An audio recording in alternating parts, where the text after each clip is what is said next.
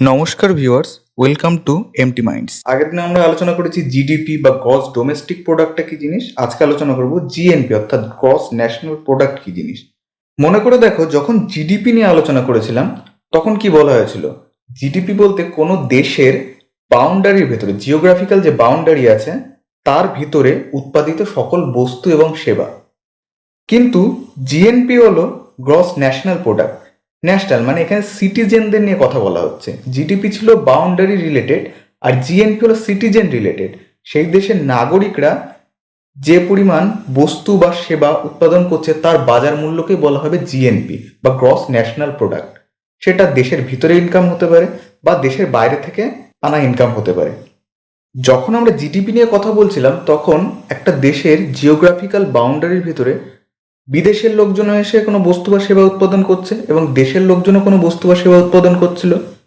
তো যখন জিডিপির ক্ষেত্রে দুটোকেই ধরা হচ্ছিল, জিএনপির ক্ষেত্রে কেবলমাত্র নাগরিকদের উৎপাদিত বস্তু এবং সেবাকেই ধরা হবে। এবার যারা বিদেশ থেকে এসে আমাদের দেশে, ধরে নেওয়া যাক আমার ভারতের কথাই বলি, ইউএস থেকে কোনো একটা কোম্পানি ভারতে এলো এবং এখানে তারা কোনো বস্তু উৎপাদন করছে এবং কিছু সেবাও উৎপাদন করছে। আলটিমেটলি তারা যে উৎপাদনের যে অর্থটা পাবে, যে বা ইনকামটা করবে, সেটা তো আর ইন্ডিয়াতে রেখে যাবে না, তারা ইউএসএতে নিয়ে চলে যাবে। এবার ইন্ডিয়াতেও কিছু ইকোনমিক অ্যাক্টিভিটি হচ্ছিল এরকমই। ইন্ডিয়ারও কোনো কোম্পানি ছিল, কোনো ফার্ম ছিল যারা কোনো বস্তু বা সেবা উৎপাদন করছিল। তাদের যে ইনকামটা হবে সেটা তো তারা ইন্ডিয়াতেই রাখবে, ইন্ডিয়ান নাগরিকদের সেটা টাকা। তেমনই ইন্ডিয়ান কোনো কোম্পানি হয়তো ইউএসএ বা ইউকেতে বা জার্মানিতে অপারেট করছে এবং তারা কোনো ম্যানুফ্যাকচার করছে, কোনো প্রোডাক্ট বা কোনো সেবা তৈরি করছে, কোনো সার্ভিস দিচ্ছে।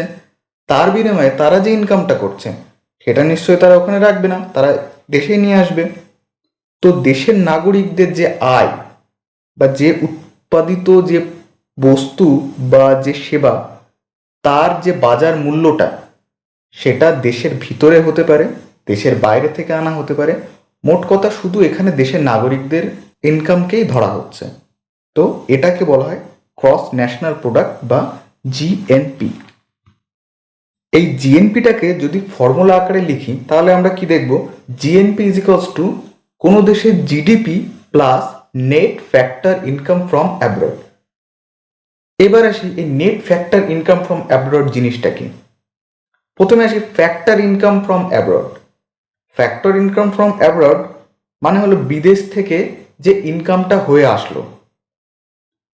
আর net factor income from abroad মানে যখন দেশের জিডিপি আমরা কনসিডার করছিলাম তখন একটা দেশে কিছু দেশীয় প্লেয়ার ছিল এবং কিছু বিদেশি প্লেয়ারও ছিল। যারা প্লেয়ার বলতে এখানে যারা ইকোনমিক অ্যাক্টিভিটি করছে, কিছু ম্যানুফ্যাকচার করছে, কিছু সেবা উৎপাদন করছে। তো বিদেশি যারা রয়েছে তারা যে ইনকামটা করবে তারা বিদেশে নিয়ে চলে যাচ্ছে, তাহলে আমাদের জিডিপি থেকে সেই জিনিসটা তারা বাইরে নিয়ে চলে যাচ্ছে। কিন্তু আমাদের দেশের যে নাগরিক যারা দেশের ভিতরে কাজ করছে তাদেরটা দেশেই থাকছে। তেমনই আমাদের দেশের নাগরিকও অনেক সময় বিদেশ থেকে ইনকাম করে দেশে নিয়ে আসছে। তো কিছু টাকা আউটফ্লো হয়ে গেল বিদেশের নাগরিকদের জন্য এবং কিছু আমাদের দেশের নাগরিক বিদেশ থেকে কিছু টাকা ইনফ্লো করলো দেশের মধ্যে।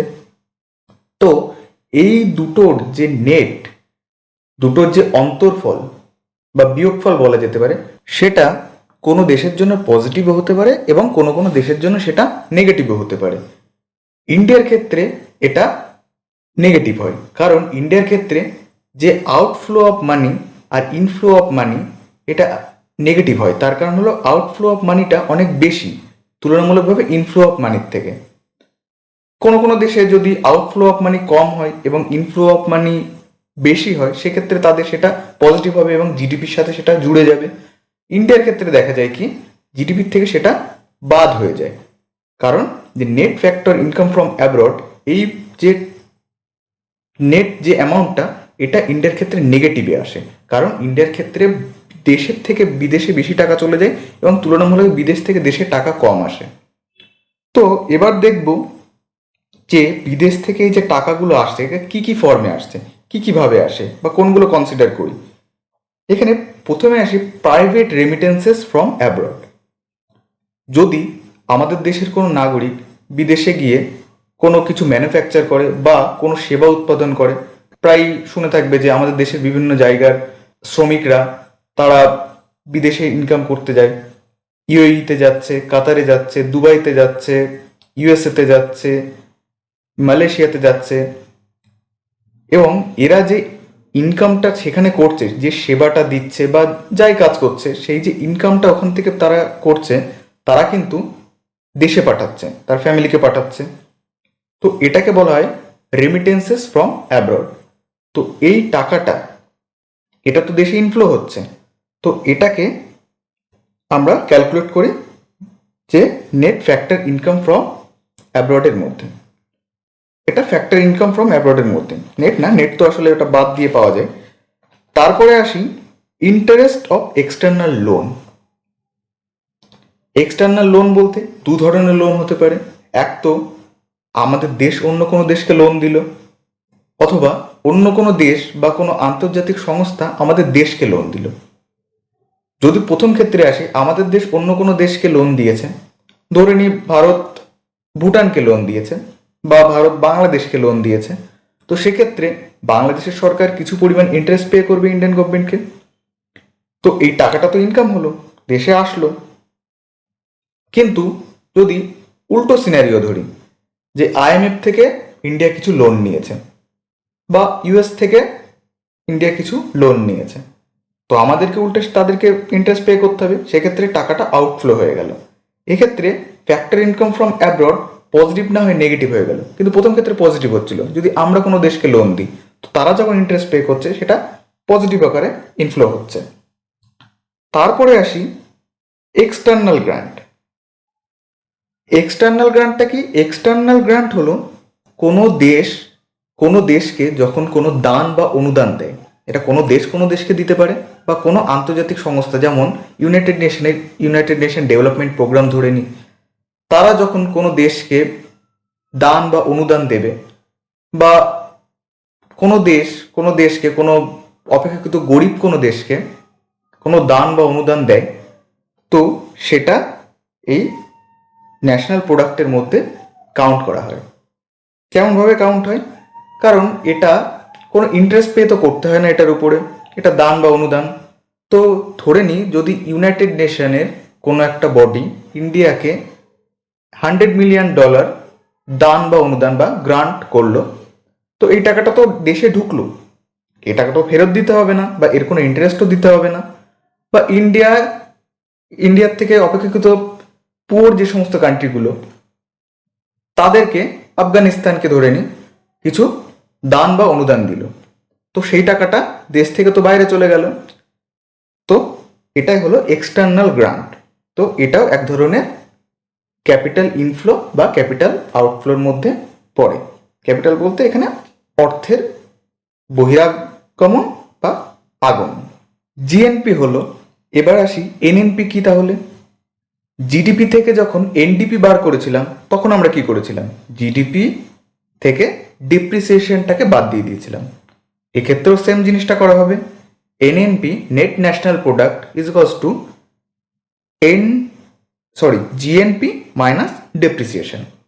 Net national product is equals to GNP minus depreciation. এবার আগের ফর্মুলাটাতে এটাকে বসায়, তাহলে NNP is equals to GNP minus depreciation. আবার জিএনপি মানে কি? GDP plus net factor income from abroad. তাহলে আলটিমেটলি কি দাঁড়ালো? NNP is equals to GDP plus net factor income from abroad minus depreciation. তো আলটিমেটলি আমরা এই ফর্মুলাটা পেলাম। এবার এনএনপি, নেট ন্যাশনাল প্রোডাক্ট, এটা ইম্পর্টেন্ট কেন? এই নেট ন্যাশনাল প্রোডাক্টটা, এই যে নেট ন্যাশনাল প্রোডাক্টের যে মার্কেট ভ্যালু, এই পরিমাণ টাকা কোনো একটা দেশের সিটিজেনদের দ্বারা ইনকাম করা হয়, মানে সেই দেশের সিটিজেনরা এই পরিমাণ অর্থ ইনকাম করে থাকে কোনো একটা ক্যালেন্ডার ইয়ারে। তো এটাকে বলা হয় সেই কান্ট্রির ন্যাশনাল ইনকাম। আলটিমেটলি ইনকামই হলো, সব কিছু বাদ দিয়ে হাতে থাকলো যেটা, সেটা ইনকাম। তো এটাকে বলা হয় সেই কান্ট্রির ন্যাশনাল ইনকাম। তো এই ন্যাশনাল ইনকামকে যখন আমরা টোটাল পপুলেশন, সেই দেশের টোটাল পপুলেশন দিয়ে ভাগ করে দেব, তখন আমরা সেখান থেকে পেয়ে যাবো পার ক্যাপিটা ইনকাম, অর্থাৎ মাথা পিছু কত আয় হয়। বোঝা গেল? তো আজকের মতো এইটুকু, দেখা হচ্ছে নেক্সট ভিডিওতে। ধন্যবাদ।